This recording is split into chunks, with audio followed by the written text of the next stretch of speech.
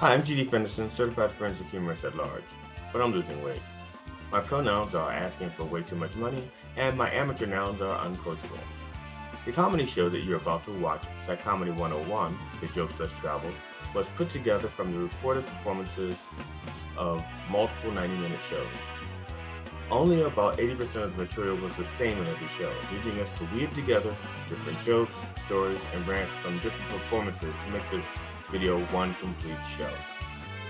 We did our best to recreate the authentic GD Fenderson experience. Thank you for watching, and we hope that you enjoy Psycomedy 101, The Jokes Less Traveled.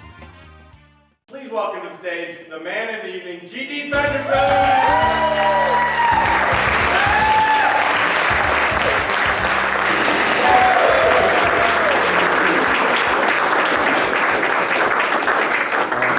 I'm Fenderson. I'm a professional comedian.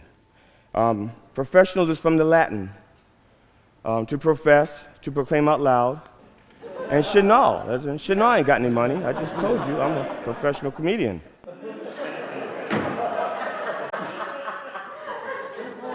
Now, a lot of people ask me, where do I get the courage to do something like this, to talk in front of people, to try to make them laugh? You know, and aren't you nervous? Aren't you scared? I say, yes, I'm nervous. I'm nervous every single time I do this.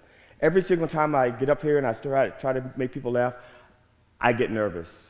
But I have a very, very supportive wife, and every time she sees that I get nervous, Penny says, relax, and remember, the audience is on your side. They want to laugh with you. And then Penny continues, and Penny says, so, if you make a mistake, just lean into it, because they don't know your material. For example, my wife's name is Carol, not Penny. You didn't know that.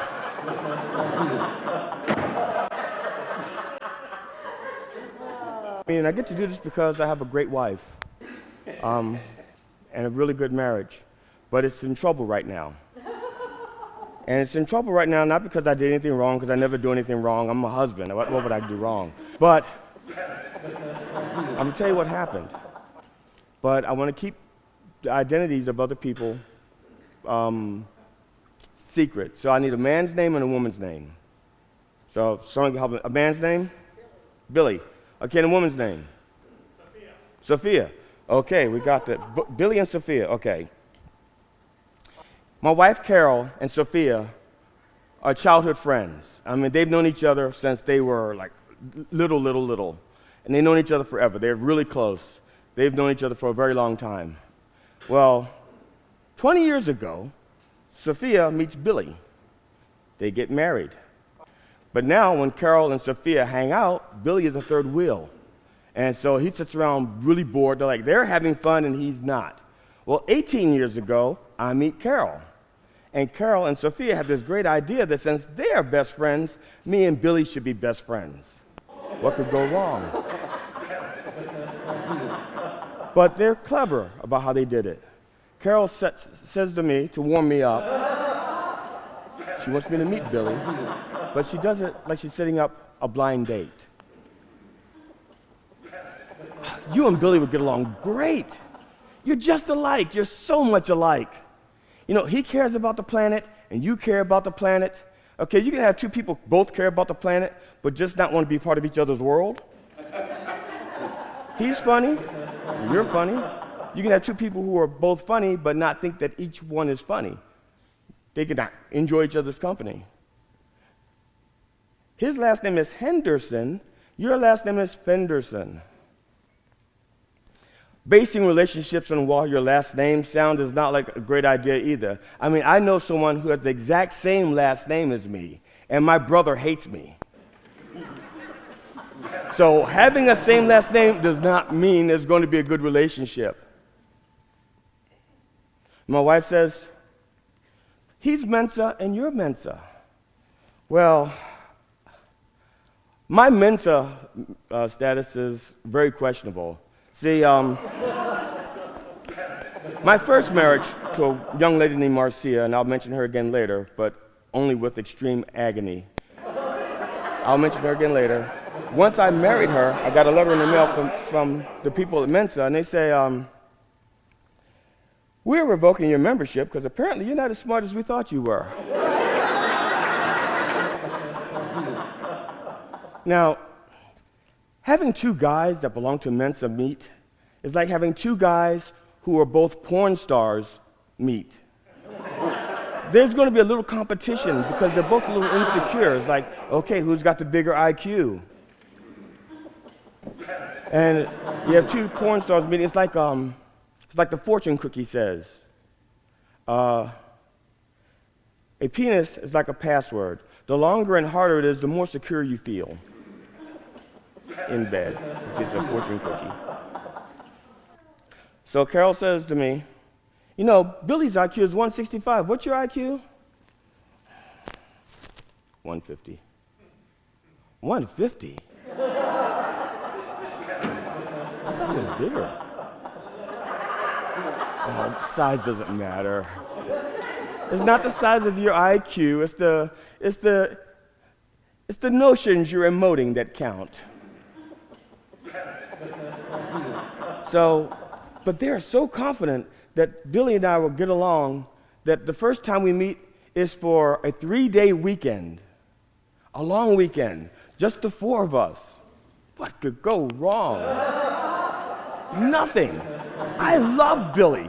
We're like brothers. It was almost like we were soulmates. It was like my mom had him 500 miles away, and we're brothers that just finally got to meet. And it was just beautiful. It was just this wonderful thing. And Billy and I were like great. He was like my brother. We'd like talk on the phone. We'd share ideas, and we talk all kinds of crazy, stupid, high IQ people shit that nobody else gets except for me, him, and maybe Stephen Hawking. Not anymore. He doesn't get much anymore. He doesn't even return my calls. So everything is great. Then a couple of weeks ago, Carol gets a phone call. Hi, Carol. Hey, hi, Sophia, what's up? Oh, nothing. Billy and I are getting a divorce.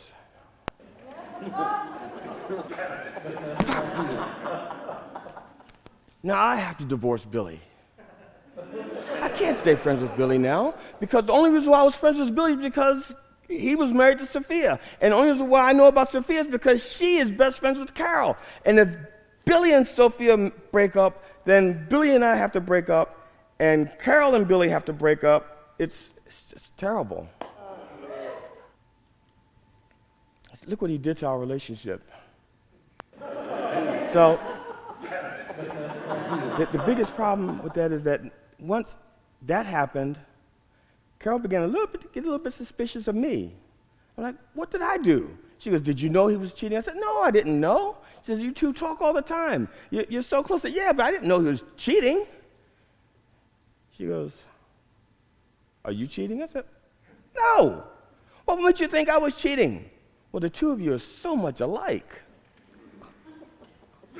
And whose idea was it to introduce us? So I get a text from Sophia, and it says, can I call you? I want a man's perspective on this. It's like, I don't want to get in the middle of this. You can't text me, no. I mean, no, you will not, you can't call me about, ask Carol, because, yeah, I'll talk to her, sure. So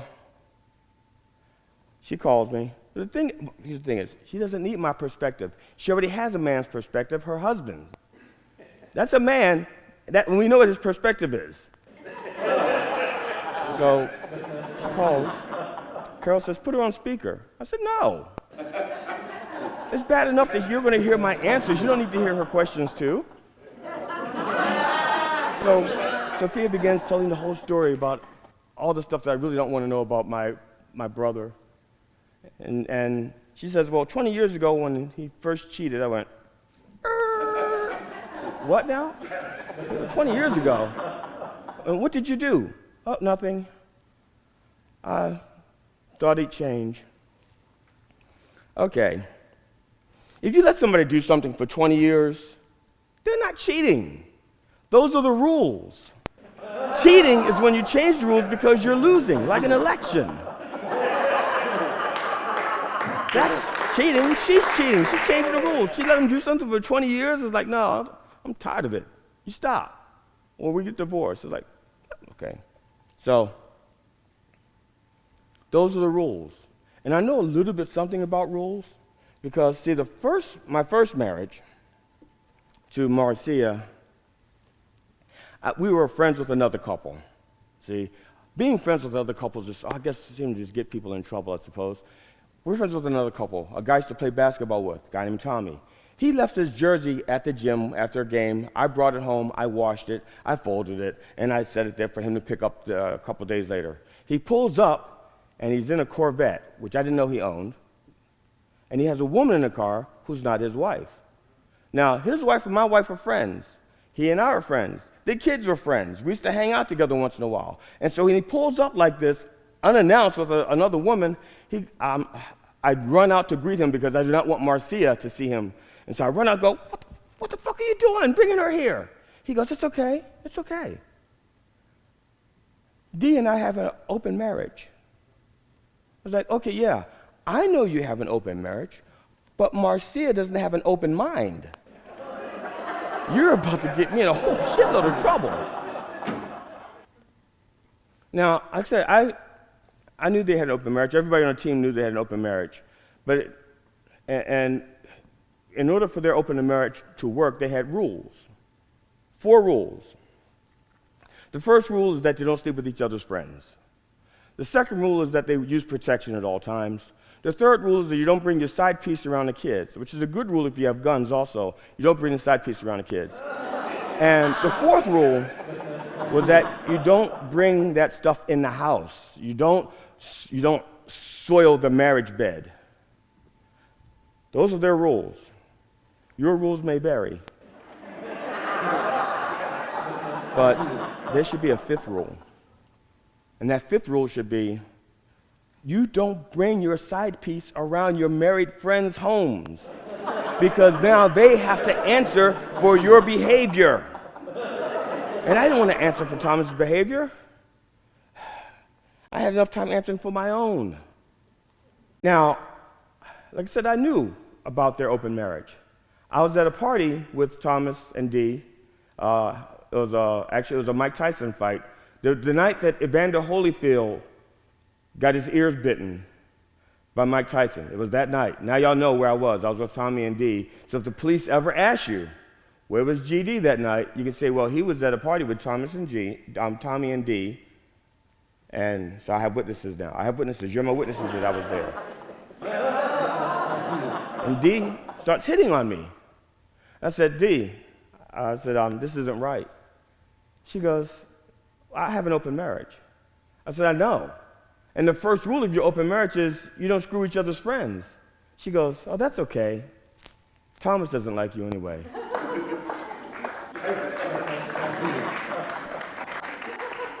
So present day, Carol, Sophia, and myself were hanging out. We've divorced ourselves from Billy. Sad. So now I'm the third wheel. And